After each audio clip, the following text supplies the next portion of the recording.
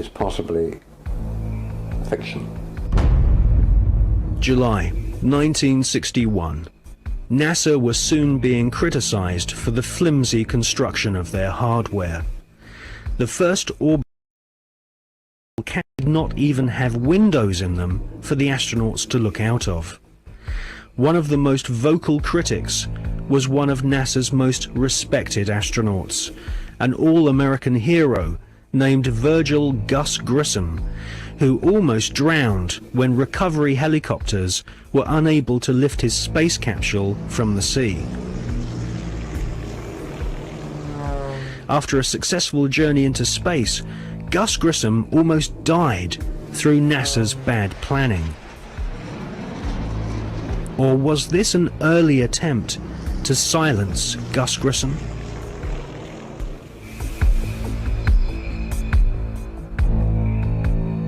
May 1963. Astronaut Gordon Cooper experiences re-entry problems in his Faith 7 rocket ship. The prototype lunar module, known as the LIM, had serious stability problems.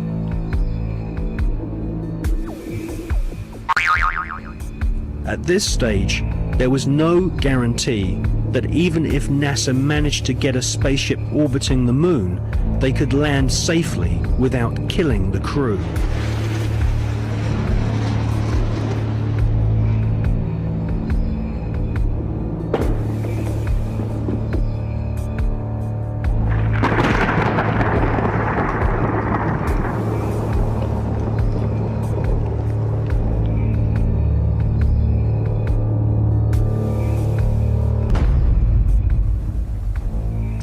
Could the footage which we see of the LIM approaching the moon be filmed in a TV studio?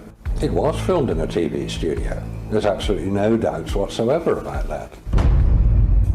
And the way that this film was created was by the use of models. There's nothing secret about the models. They exist. You can go and see them today. The models were very lifelike, very realistic. There is one that is a life-size model. It's in Flagstaff in Arizona.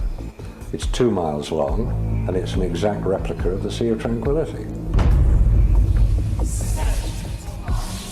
The photographs were used to create from those images the replica of the Sea of Tranquility, so that if it was flown over in a helicopter, it would appear as if it was a spacecraft approaching a similar area to land. So yes, all the scenes of the lunar surface were filmed on Earth.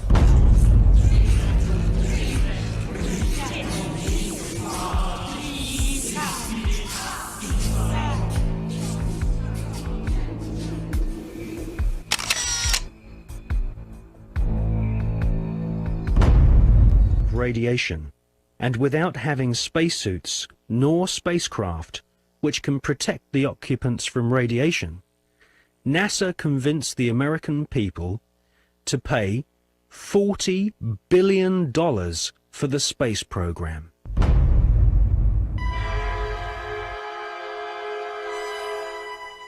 The most lethal forms of radiation, of course, are at the higher end of the spectrum. That's gamma rays and X-rays. We know what ultraviolet can do. If you stay out too long in the sun, you get sunburn and skin cancer and die, and it's all very sad. But gamma rays, and X-rays especially, are particularly lethal to humans, unprotected humans. There was no protection that I have been able to identify. I've found no reference to it. I found nothing that will tell me what level of protection is offered, so I have to assume none was. I've contacted the manufacturers of the spacesuits, and they said there was no radiation protection built into the spacesuits, because I asked them if these same spacesuits could be used by technicians to go into Chernobyl or 3 Mile Island, because the nuclear reactors produce the same radiation as produced in space. They said no, not advisable, no protection.